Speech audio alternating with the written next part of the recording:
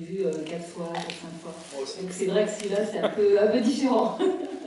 Mais j'ai beaucoup aimé, je voulais savoir, parce que vous disiez que vous aviez écrit le film avec une femme scénariste.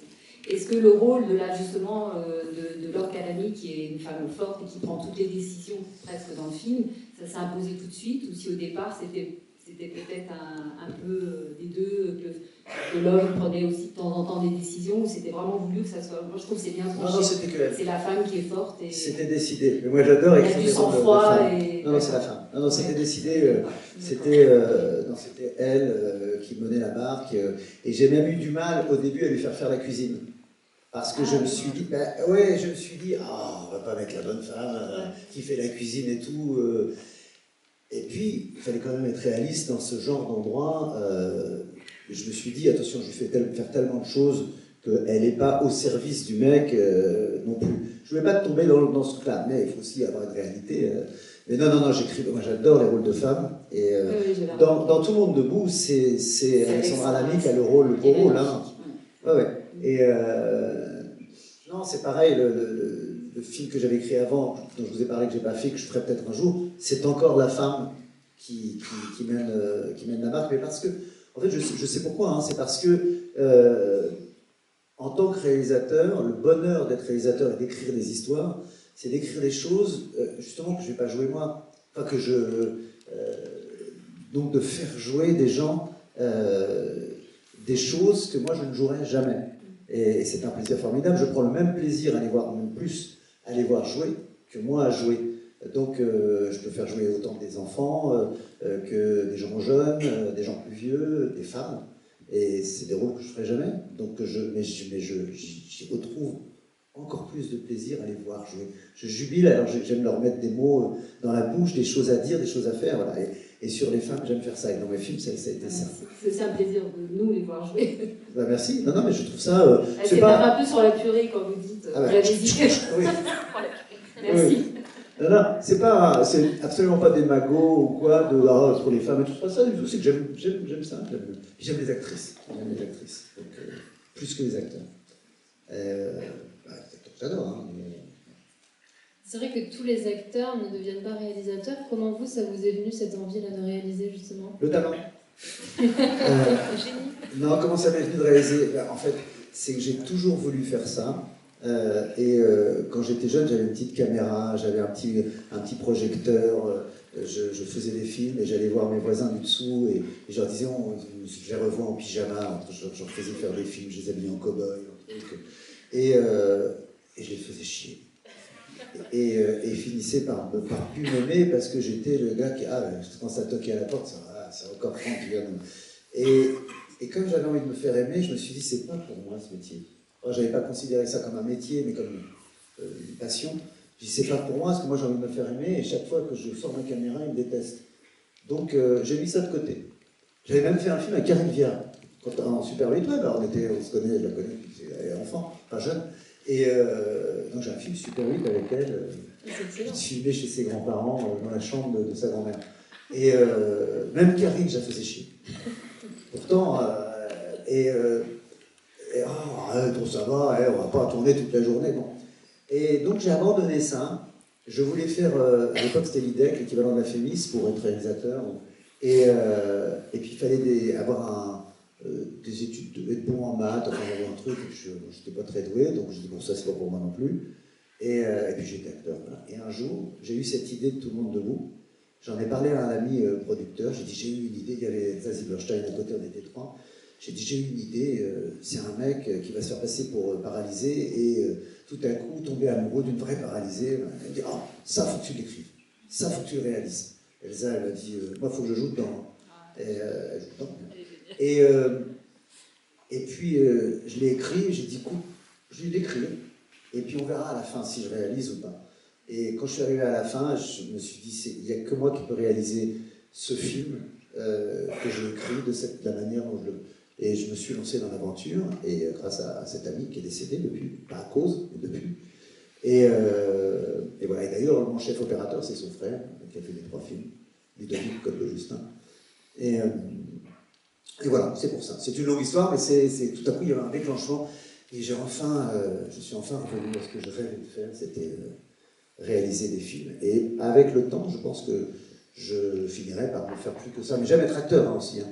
Jamais être acteur, mais c'est reposant. Mais je ferai de plus en plus réaliser. Parce que j'aurai de moins en moins de rôles, de moins en moins d'ouverture, on vieillit. Et vos parents, ils avaient réagi comment quand vous avez commencé à faire vos petits films comme ça? Ah, les petits films, ça les amusait. C'est un gamin qui a 12-13 ans qui fait des petits films. En gros, je pense qu'ils s'en foutaient. C'était pas dans le cinéma. Mais il n'y avait pas de il faut que tu fasses ça, lâche la caméra. Non, c'était une passion. C'était pas un... Non, je brûlais mes voitures, je faisais des films d'accidents, je les faisais avancer comme ça. J'avais trouvé un bouquin où il y avait des effets spéciaux. Je faisais disparaître les gens. Enfin, j'utilisais tous les effets spéciaux que j'avais vus dans ce petit bouquin bleu que j'ai encore à la maison d'ailleurs. Comment faire disparaître un truc, on filme, on arrête, et disparaître leur film. Et j'avais fait tout un film comme ça, mon copain il disparaissait toutes les 2 secondes. C'était ridicule, il n'y avait pas de scénario. Mais bon. Et puis il y avait toujours un petit temps, tu sais, je faisais par exemple, tu vas prendre la bouteille, et puis au moment où tu la prends, tu t'en vas, j'arrête et je refile. Alors ça faisait ça. Il s'arrêtait, il disparaissait, mais il s'arrêtait toujours avant de disparaître. Je coupais jamais au bon endroit. Enfin, mais j'avais une petite monteuse, enfin un petit appareil pour monter. Enfin, c'était un petit projecteur super vite que j'ai retrouvé dans la cave. Et ça a toujours été en vous finalement. Ouais, j'adore ça. Ouais. J'adore ça. Il n'a jamais été question de faire quoi que ce soit d'autre comme métier. Non. Non. Si, à un moment donné, je voulais être dans la marine nationale. Ah oui. Avec l'uniforme plaisait à ma mère, ouais. Donc je voulais lui faire plaisir, puis elle m'a dit ah oui c'était marrant, t'as un bel uniforme avec une casquette blanche et tout, donc je me voyais bien là-dedans. Mais finalement non. Elle était réformée. Voilà. Et dans votre film, il y a une dernière thématique qui est l'argent, qui est quand même centrale. Tout le monde se bat pour ces 2 millions, ça rapproche aussi le village à la fin, ça rend finalement tout le monde heureux. Est-ce que l'argent fait le bonheur? C'est une des questions qui est posée dans le film. Ah, c'était le titre de départ de travail. L'argent ne fait pas le bonheur non plus. Et je suis pas. L'argent ne fait pas le bonheur. Non, mais la fabuleuse phrase, mais il y participe. Parce que va dire l'argent ne fait pas le bonheur à ma soeur qui n'a pas eu de thune, et c'est pas vrai d'ailleurs, elle dirait pas ça parce qu'un jour elle ma soeur par chance, je suis là, mais un jour elle m'a dit je suis plus heureuse que toi. Et oui, parce qu'elle vit ça. Enfin, on va pas rentrer là-dedans, mais si l'argent fait. Non, là je voulais montrer que c'est pas l'argent qui fait le bonheur, c'est ce sac en fait, ils en ont pas beaucoup chacun, ils n'en prennent pas beaucoup. Mais le fait que l'argent soit. Parce que l'argent c'est un détonateur de mauvaises choses.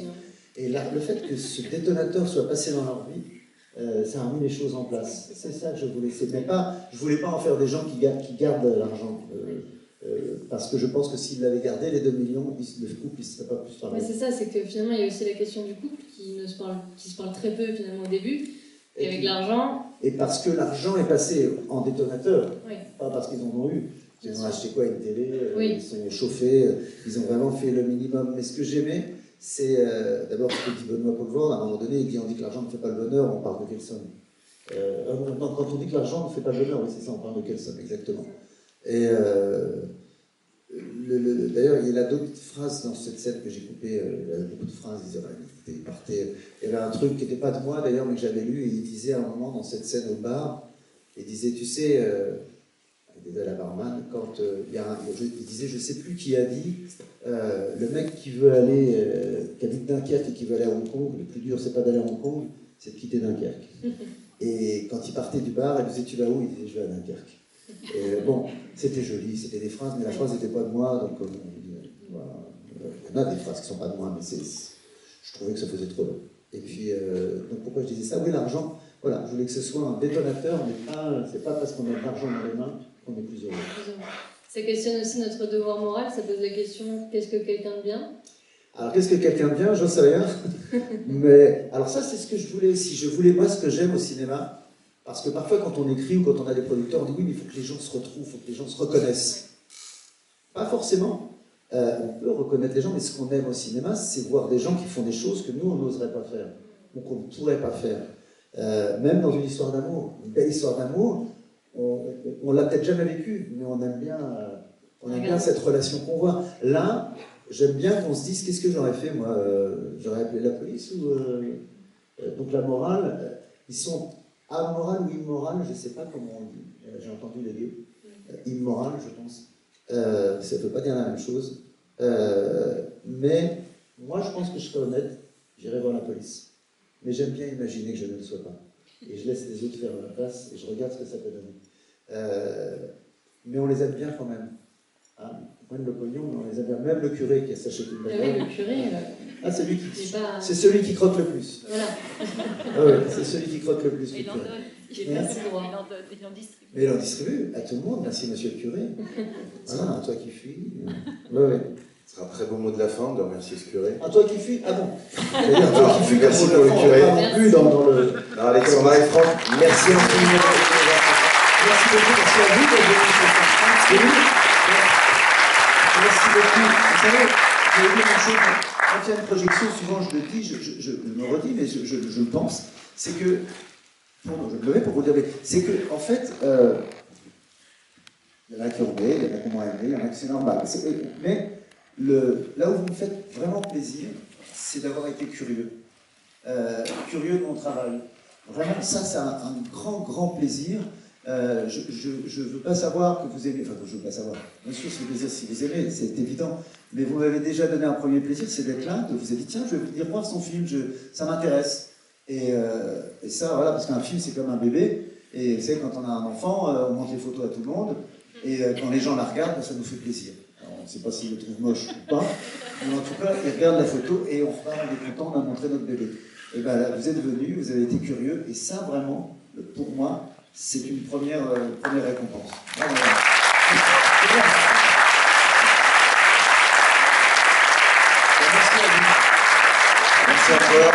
Et merci d'être resté aussi longtemps. Voilà.